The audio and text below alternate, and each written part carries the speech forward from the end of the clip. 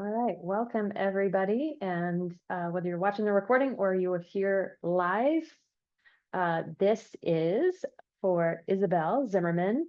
She is has been part of the Endurance Edge for the last 2 weeks, doing part of her dietetic internship, as this is sort of a special rotation for her after she's done her clinical and community and food service rotations. She got to hang out with us. So as part of her assignment, she was lucky enough to do this presentation on how to fuel for running. So she is at Meredith College and is a former NC State runner, but I'll let Isabel, I'll let you give a little bit more introduction to yourself and then dive in. Sound good? Yeah. Cool. And I'll be kind of letting people in and answering things in the chat, but I'm going to go ahead and mute myself and let you take it over and share screen. Okay. Good afternoon, everyone. Like she said, I'm Isabel Zimmerman, Meredith College dietetic intern. And aside from knowing lots of nutrition knowledge, I have many years of running experience, ran in high school, and went on to run Division I track and cross country at NC State. And I'm still running now. I've done 2 marathons since college, too. So let me share my screen.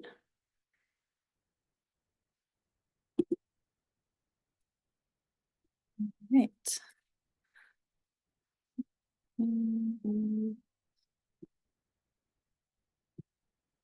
Okay. All right.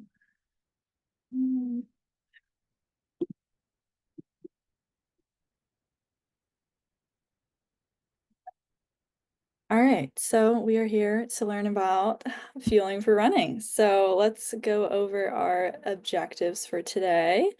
So define carbohydrates and protein. We'll discuss hydration, discuss how to adjust your plate based on type of training day, discuss planning and practice, and discuss pre, intra, and post-run nutrition.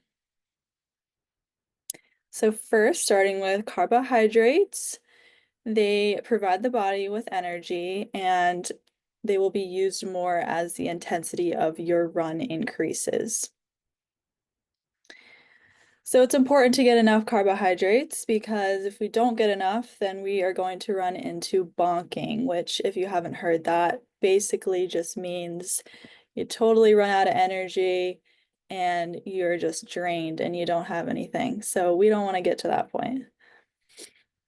So they can be stored in the body in limited amounts. So you've probably, you might have heard carb loading before. I'm not going to really dive into that today. But, if you have a longer run, you can start thinking ahead and fueling for that, the day before, the night before, have a little bit more carbs to be stored up to help you get through that run. So there's 2 types of carbohydrates, starting with the simple ones. Those are those carbs that digest quickly and give you energy right away. So these are going to be best right before you run and during your run. So this is when sugar is your friend. So you may hear things in the media, how bad sugar is, you need to stay away from sugar, but you are all athletes, you have different needs than the general population, and this is going to be the time to include your sugar, because that's going to really give you the energy to get through those runs. So these are, your gels, chews, white bread, Pop-Tarts, fruit snacks, honey, candy. So this is a time to have those more refined grains. You want to include those whole grains in your diet, but that's right before you run, that's not the time for them. And I'm going to go over a little bit more later of like your general daily nutrition plate. So then we have the complex carbohydrates, and these are going to be the ones that contain fiber and are going to digest more slowly. So they're not going to give you energy right away. And these are going to be best further out from your run to avoid any GI distress. So again, these are like your whole grains, beans, legumes, potatoes, Now looking at protein. So protein is important for building and maintaining your muscle mass. It's important for a strong immune system. Unlike carbohydrates, your protein is not going to be stored in your body. So you want to make sure that you're really getting it consistently throughout the day to prevent that muscle breakdown and improve your recovery. So again, if you're not getting enough protein, you're going to be breaking down your muscles. So, we don't want that. We want to make sure we're getting a sufficient amount so that, when you're stressing your body and you run, that we can build yourself back up to be stronger for the next time. Ooh. So this is, protein can give you some energy, but it's not going to be your go-to. It's okay to have a little bit of protein with your carbohydrates, but your carbs are going to be that main energy source you're going to want to choose before you and during your runs. And we also, really recommend food first. So, it's okay if you feel like you need to grab a protein shake, have protein powders, but really trying to get in your protein from those food sources first and then supplements if needed. And I'll talk more about recovery later, but you're going to want to combine. A lot of times you hear protein, protein, protein for recovery, but you want to make sure you are also replacing your carbohydrate stores with that. So now hydration, just as important as the fueling aspect. So there's two components to your sweat. You have the fluid and then your electrolytes are lost in through that fluid. So you want to make sure you're not just drinking plain water all the time. Your sweat is going to have those electrolytes. So if you're only drinking plain water, you're not going to be replacing those. So it's important that you're replacing the fluid and the electrolytes. And this can be, a powder that you add to your water, an already made sports drink, or, there's salt tablets available too. And this is gonna kind of depend on the weather, so be mindful of that. If you're getting ready for a run and it's much warmer, very humid, you're obviously going to be sweating more. So you're going to need more fluid and electrolytes to replace that sweat. And it's also with the weather, think about what kind of run are you about to do? Are you just going out for, an easy 30-minute run? You're probably, not going to be sweating as much as if you're going out and doing, a 2 hour plus long run, or you're doing a harder workout. So thinking about the weather, thinking about what kind of run are you doing and how much are you going to need to be replaced. And it's important, just like our fueling consistently throughout the day, we also want to be hydrating throughout the day. So don't wait until, you're about to go out the door for a run and you're chugging a whole water bottle. That's not going to be the best way to go. So make sure you're getting your water in throughout the day. And remember, you don't have to get all of your fluids from just water. You can have fluids coming from what you're eating too. There's a lot of, fruits like cucumber, watermelon that have a lot of water in them, so they can contribute to improving your hydration status. And I will talk a little bit more about planning, but in terms of hydration, thinking ahead of where you're going to run, plan a route ahead of time where there's going to be water fountains that you can stop by at, or looping back, have your bottles already made at your car and make loops to come back to your car to pick up another bottle. Or like you can see in this picture, I am a big fan of carrying a handheld. So that's another great option. And generally, your weight in pounds divided by 2 gives your approximate baseline needs in ounces. So, trying to determine if you are hydrated, I'm sure a lot of you have seen this kind of picture before. and heard people talk about the color of their pee. So that's a great way to find out if you're hydrated, looking at your urine color. If it's that very concentrated dark color, that's definitely, a red flag that you are not drinking enough. But on the flip side, you also don't want to go overboard and be super, super clear either, because there is such a thing as, being too hydrated.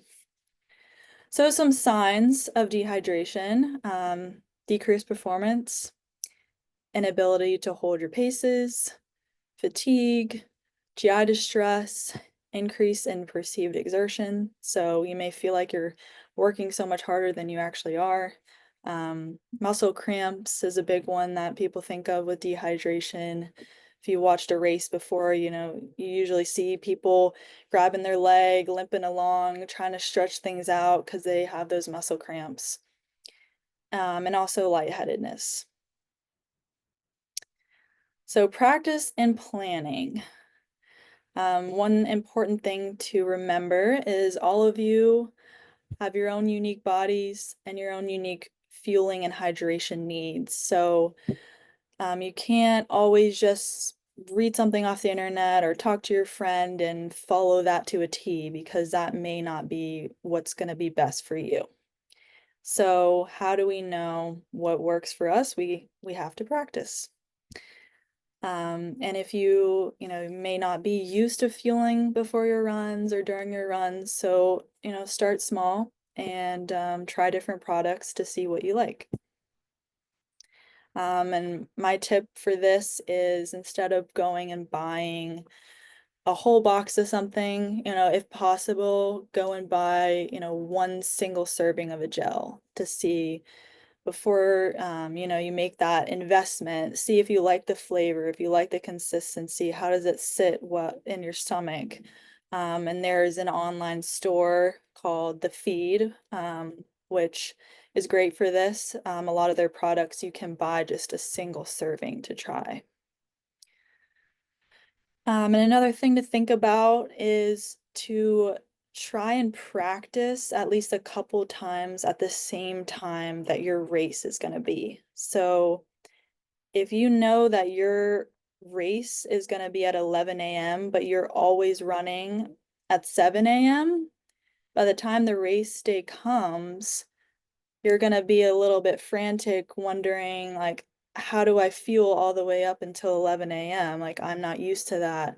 So having, get used to the time that you need to wake up and what foods work best for you. How much of those foods do you need to take in to feel your best and perform your best at that start time? So light day or a rest day, still important to get your fueling in. So this picture here just kind of gives you a general guide of what your plate should look like for those days. So you're gonna want a little less carbs, so about a quarter of your plate carbs, quarter protein, and half color, which is gonna be your fruits and vegetables. And hunger can be suppressed on those harder effort days. So, you may be on a rest day and wondering, why am I starving? It's probably because you weren't able to quite make up all of what you lost on that harder day. So, listen to your body and eat more if you're still hungry. Don't feel like you need to earn your food. That can be a message that we're sent sometimes. But you got to look at the big picture. It's not just it's not just that one day. Don't feel like, oh, well, I didn't really do anything today. I don't need to eat that much. Like, what did you do yesterday? Like, you're recovering from that day, and then what are you doing tomorrow? You have to, you're preparing for the next day and you're recovering from the previous day. So it all ties in together and it's very important. And so this is just kind of showing the comparison of the light training day. do your moderate and hard training day. So moderate would be about 45 to 75 minutes. So you're gonna up the carbs, up the protein a bit to a third of the plate each, and then a little less of the color. And then on your hard training day, if you're going over about 75 minutes, if you're training multiple times a day, you're going to want to make half of that plate carbs, and a little less of the protein and the color. And this is just a general guide, you know, we don't always eat off of a plate perfectly portioned like this. So just when you're, you know, making your meals, kind of think in your head, if you're having a hard training day, let me have the extra scoop of rice or whatever, you know, pasta. So make, you know, scaling up those carbs as the intensity goes up. So now pre-run nutrition. So this is going to provide your body with the energy that it needs to get through the run. And we really don't want to be fasted because that's just going to cause extra stress on the body, and it's going to lead to slower paces and just that sluggish fatigue feeling. So like I said earlier, carbohydrates, that's going to be your main energy source. That's really what you're going to want to have right before you run. And it's okay to add in a little bit of fat or protein with that, depending on the timing and what your body can handle. And making sure, again, you're hydrating along with that. And a good reminder, you know, I'm not here to tell you that there's any one food or product that's the best or ideal for all of you. Again, you know your body best, and what kind of foods you like, what kind of tastes you like, what kind of consistency, what feels right to you, what's going to make you feel the best is what's going to be the best for you. So if you have a run that's about it's less than 70 minutes, you're going to want to aim for about 25 to 30 grams of carbohydrates. And this is just a list on the left giving some examples. It's not everything, but those are some common ones. And since these are, you know, more simple carbohydrates that digest quicker, you can eat those, you know, right before you head out the door, or within about an hour. And then if you're eating a bit further out, 1 to 2 hours before you run, then add some protein with that. Again, you're going to practice and see what works for you. So maybe you have a banana and you add some peanut butter with that. And then if you're eating farther out, 3+ hours, you know, you're gonna want more than a snack. You're make a whole meal, like I showed earlier with the plates. So depending on what kind of run you're having that day, it's what your plate's gonna look like. Now, if you're going longer than 70 minutes, you're gonna want to up the carbs, because you're gonna need more energy. So 50 to 90 plus grams. And again, some examples here. Because you're eating more, it's going to take a bit longer to digest. So you're going to want to give yourself a little bit more time to eat before you head out the door.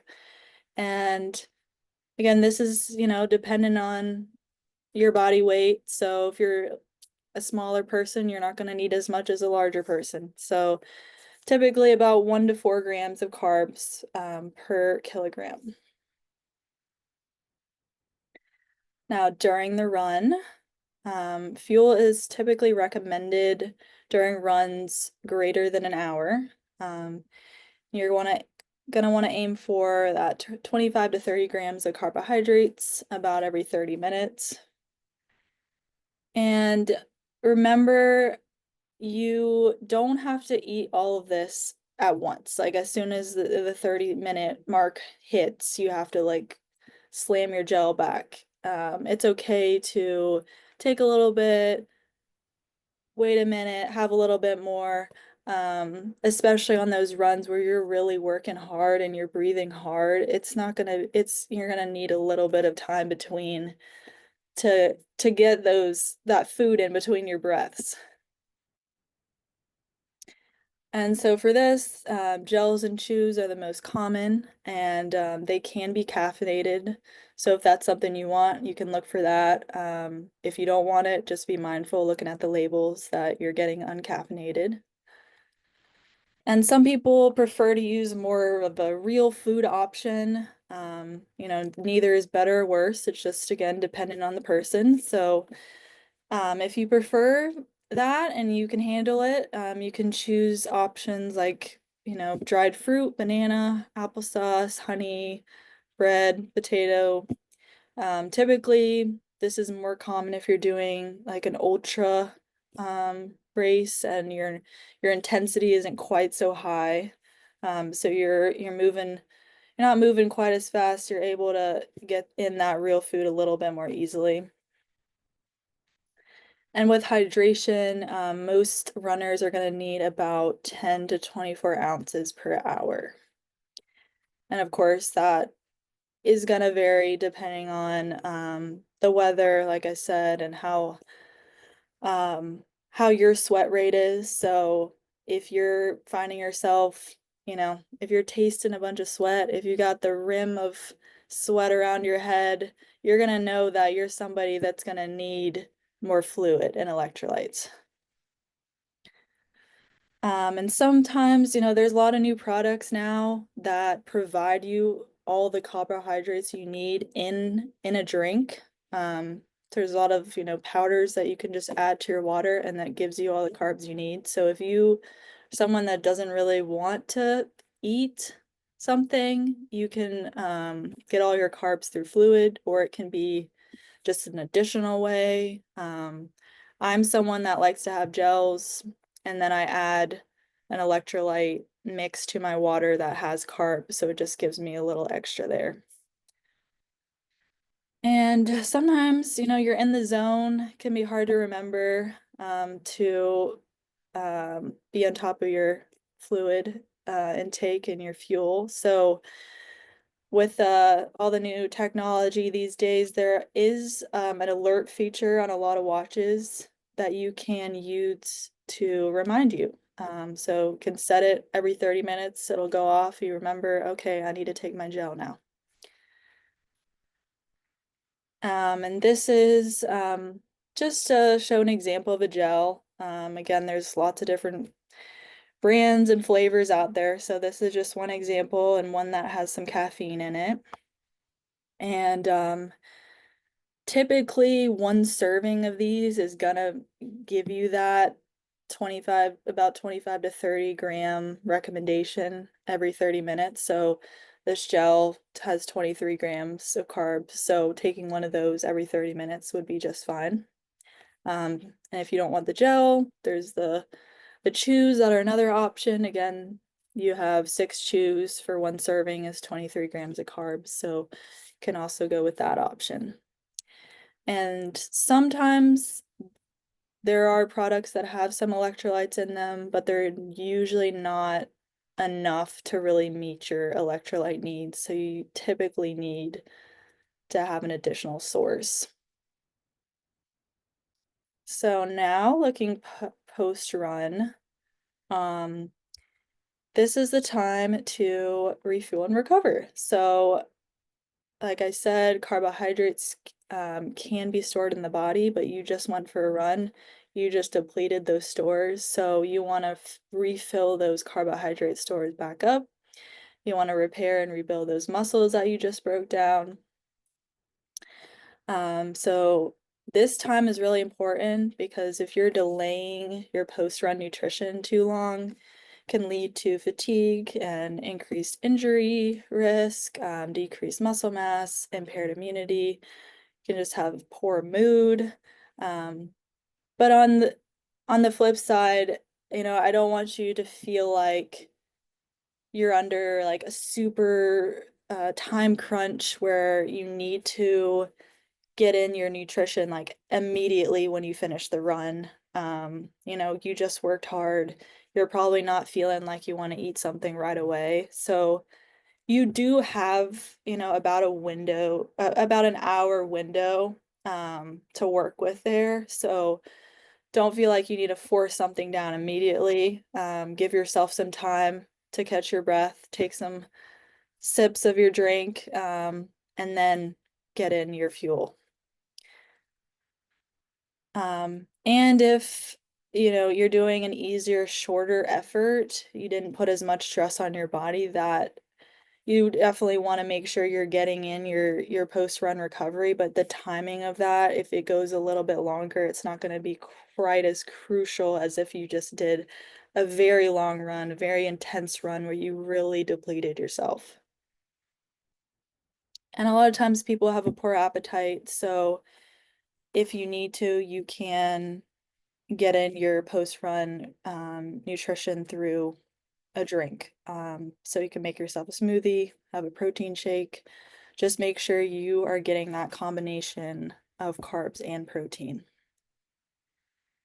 And if you can't get in a meal soon after, if you're just having a hectic day, get in a quick snack and get in that meal when you can. But just try not to delay it too long. And of course, make sure you're continuing to hydrate. And sometimes, some people have a poor appetite, but sometimes you might just feel super ravenous after a run and you just want everything. This, there are multiple factors to this, but this could be a sign that you didn't eat enough before your run or you didn't have enough during. So just keep that in the back of your mind. If you feel super hungry, you may need to tweak your pre-run nutrition or what you're having during the run. And then this is just kind of a good graphic here to show you the steps to build your recovery meal. So you want to have about 50 to 90 grams carbs, 20 to 40 grams protein. Make sure you're getting in fat source, and then adding in those fruits and vegetables. And now to summarize. So the big thing here is progress over perfection. So let this be a guide for you, and not a strict plan that you need to follow. Make sure you're prioritizing your carbohydrates right before and during your runs, and prioritizing carbohydrates and protein right after your run. Consistency is key, making sure you're eating and hydrating throughout the day. Plan ahead means you're going to plan to succeed. And lastly, food is fuel. My cat is here. But food is also community and enjoyment. So we want to fuel our best. But like you can see here, I got a big thing of ice cream. It's okay to let yourself just eat to enjoy yourself. You don't need to deprive yourself of anything. And that is all for me. Well, actually, keep your slides up if you don't mind, in case you Yeah. need to go back to them with people's questions. So I'm going to kind of take us down from the top.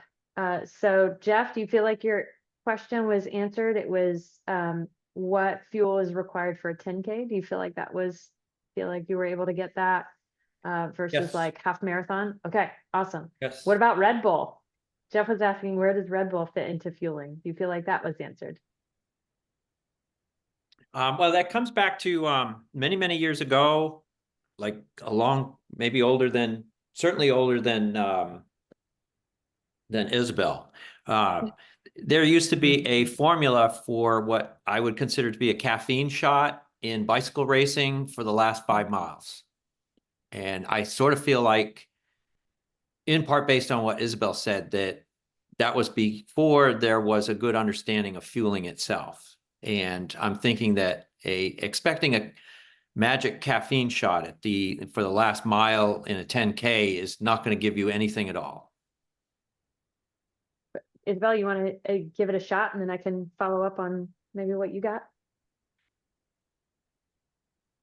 Well, the last mile, probably not, because, from what I know, caffeine takes some time for it to really hit your system and to work. So it peaks at about an hour after taking, I believe.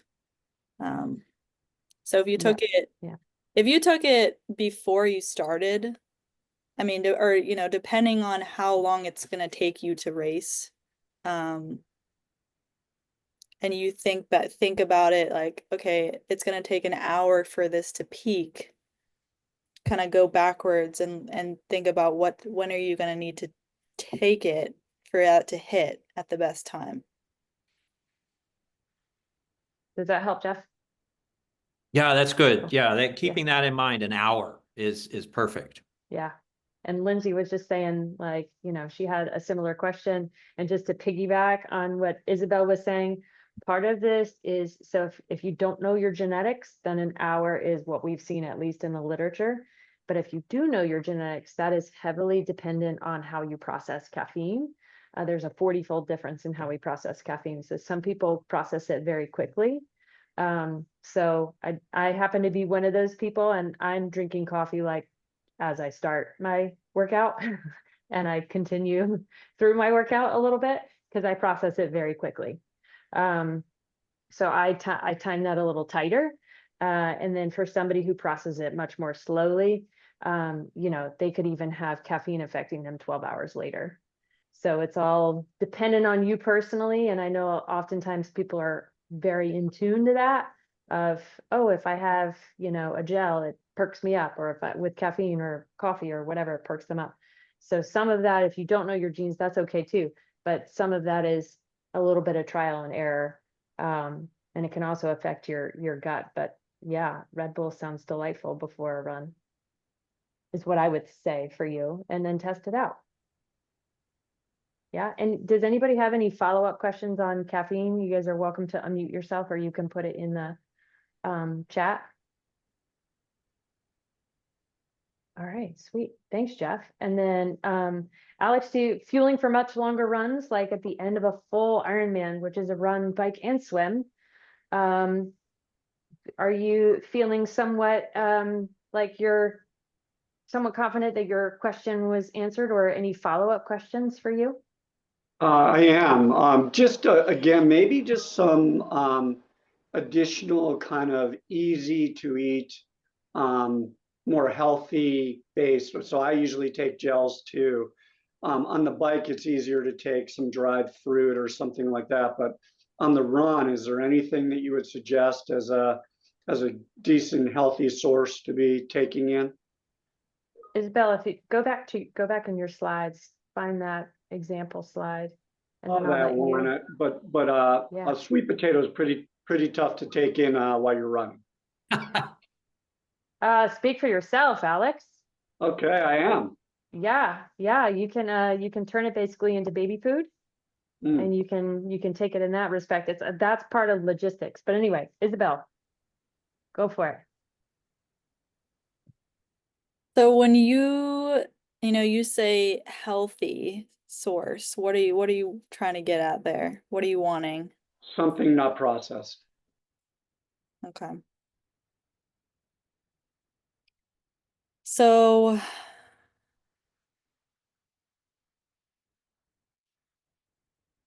what do you feel like, I guess, you could logistically handle?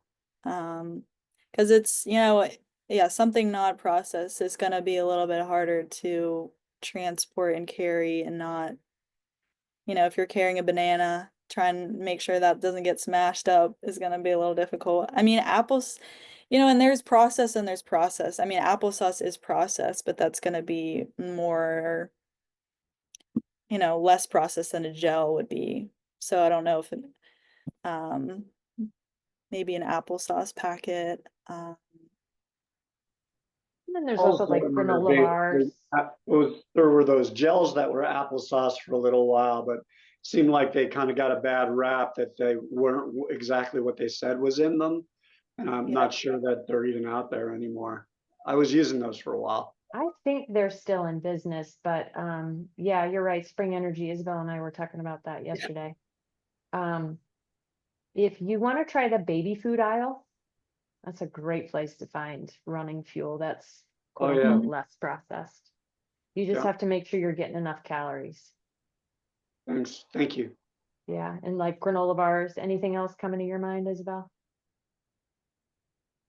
I'd have to look. Yeah, I mean, just making sure you're paying attention to the carb amounts Mhm. in those, because sometimes they're not going to be as much as you know, more of the conventional fueling options are going to be. Those are a bit more like concentrated in carbs. Cool. All right, Mike had a question about working out early, 5:30 or 6 o'clock in the morning.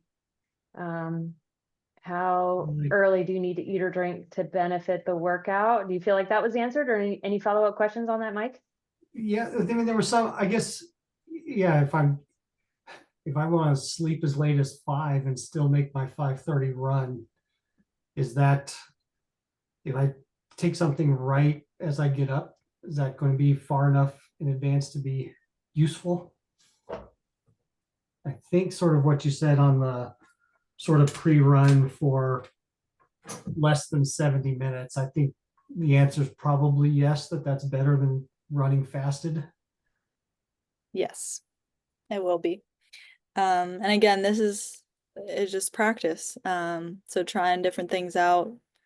And eating can also help to eat a little bit more, you know, before you go to bed, so that your stores, you know, aren't quite as depleted as they would be when you're waking up in the morning. And even taking something, you know, while you're running, if you can't, I mean, getting up and eating right away is definitely helpful, but if you also want to I mean, depending on how long you're running, you know, take a gel with you, whatever, you know, works for you. All right. Yeah, I hadn't thought of graham crackers. That sounds like something I might like at 5 a.m. That's Thanks. one of my favorites. Yeah. Excellent. Thank you. We always kind of joke that the junk food aisle is for athletes, is for runners. You know, animal crackers, Oreos. I mean, you know, Alex is probably not going to be eating them, but that's okay. That's the fun part about sports nutrition, is that you can be really creative and have some fun with it. It always breaks my heart when people are like, yeah, I've got this drink and it's kind of gross. I'm like, I'm so sorry that you are doing that to yourself. You know, it should be fun and delicious, hopefully. All right, cool. Thank you for that, Mike. And then Carl was asking for ultra events. Should recovery meals go for several meals? Ooh, that's a good question, Carl. Isabel? I mean, I don't have, you know, I've never done an ultra and I don't have as much experience in that world, but I would say yes. I mean, you're completely, as far as I know, that's, you know, that's a complete breakdown of your body. And it's, you know, you're definitely going to be feeling hungry for days on that, after that. So, um, I'm not sure if there's quite a number of meals, but I would say definitely, yeah, go beyond one meal for prioritizing that recovery. Yeah, for sure. And just piggyback on that, like glycogen replacement can take up to 48 hours or longer to be completely restored with a total glycogen depleting event like an ultra or a marathon. Really anything over 3 to 4 hours is when we get into the territory where your glycogen is pretty well guaranteed to run out, assuming that you have not been taking in any energy. What's more important in my mind for ultra recovery is protein, because you have so much muscle breakdown, and then ensuring that you've got adequate hydration. Not to say that carbs are bad. You've got to get your carbs, but you also really have to be good about getting your protein and lots of rest. Cool. Protein Anybody else? during or Oh yeah, after? go ahead. Sorry, is that protein during or after or both? After. Yeah, he was more specifically asking about recovery. Now, that being said, in ultra events, you will use more protein as an energy source, unfortunately, although albeit like very, very tiny amounts, but still it's breaking down your lean muscle mass. I mean, that's an ultra. So really prioritizing adequate rest and recovery keeping an eye, some people have suffered from rhabdomyolysis in that post-workout ultra kind of in the immediate term, which obviously that's a whole nother medical condition. But it's really important to, that's kind of a whole nother ball game. I don't know if I would loop that into this. That's next level. But yes, it will take you a while to recover.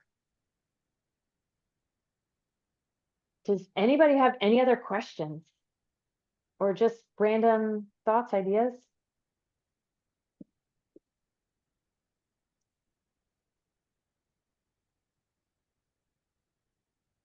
All right, so if you would please in the chat, what is the one takeaway that and if there's more, great, but at least one takeaway that you are gonna start exploring or experimenting with for your runs that you hopefully learn from Isabel. Love to hear it.